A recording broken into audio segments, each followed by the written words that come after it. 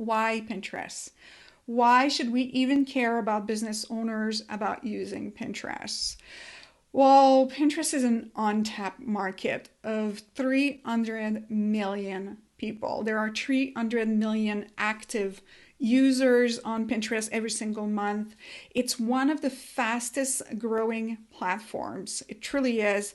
And they've got a 40% increase in users this year. I could actually go on and on and on and talk to you about all the stats, but it really is an untapped market in the sense that there's not a lot of competition yet on Pinterest.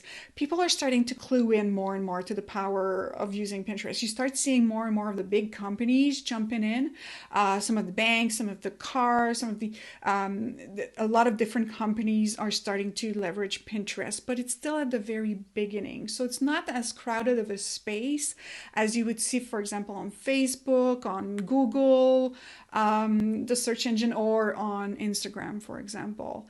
So it's a beautiful opportunity for business owners, especially for us small business owners, because it's really that opportunity to kind of go in and grab all this free traffic while it's still there to be grabbed, right?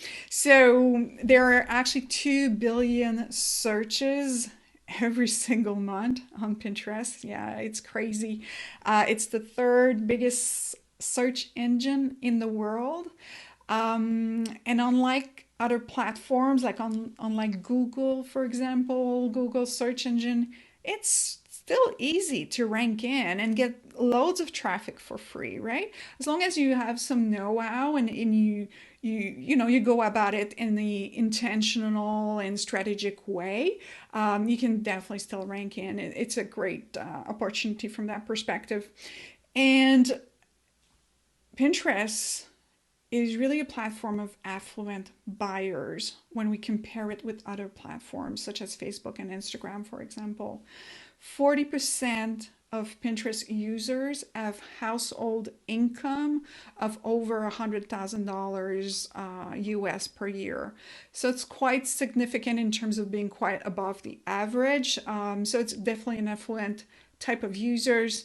And 90% of users have bought because of Pinterest. I'm going to repeat that. 93% of Pinterest users have directly bought something, a product, a service, because of Pinterest. You do not see that behavior on other platforms. It's really an actively engaged, affluent type of buyers that are on Pinterest. Now, also, when we talk about why Pinterest, I want you to think about this next time you post. A Facebook post lasts 30 minutes. So from the time you go on Facebook and you create a post, it's going to be in the algorithm and presented for about 30 minutes. That's about the average lifespan of a post on Facebook.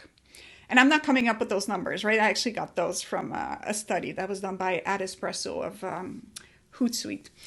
An Instagram post will last a little bit longer. It's 19 hours. But on Pinterest, when you create a piece of content on Pinterest and you link using a pin, it will last 3.5 months on average.